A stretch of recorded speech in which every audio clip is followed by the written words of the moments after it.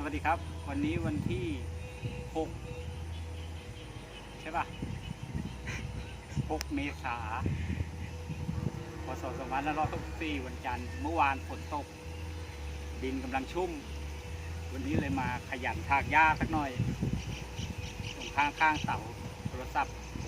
แค่นี้เอาโทรศัพท์บันทึกภาพไม่ได้ถ่ายรูปตัวเองไว้นานแล้ว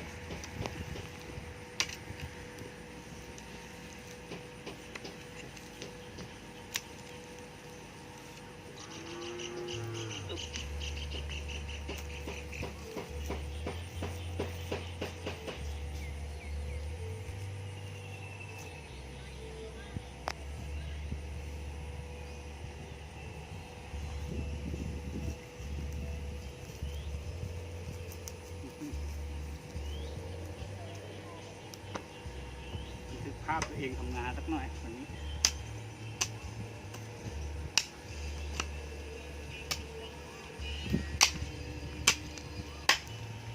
เดินมาเยอะเดินงูกัด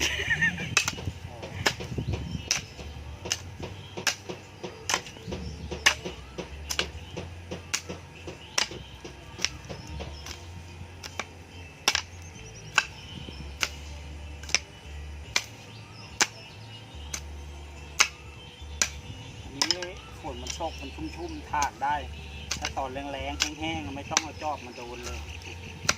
ถากเป็นไฟเลยประกายไฟออกเลยถากพอได้เนาะมีเสียงหินป๊อกแป๊กป๊อกแป๊ก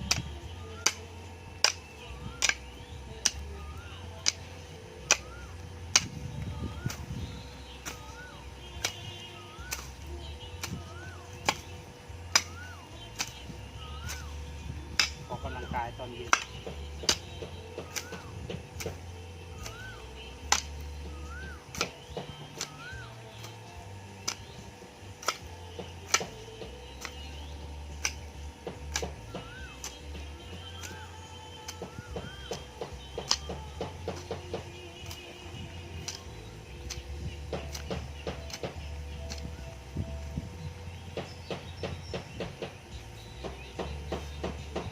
ได้กี่นาทีแล้วเกือบ3แล้วเหรอ3 นาทีกว่า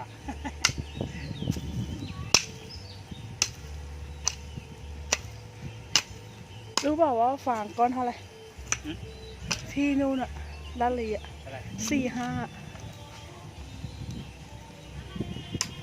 แล้วแต่พื้นที่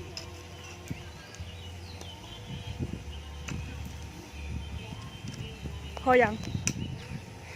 เดี๋ยวพี่จะยกพื้นที่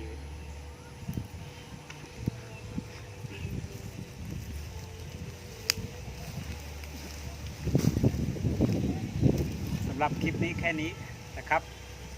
การทำงานตอนเย็นแค่นี้นะครับสวัสดี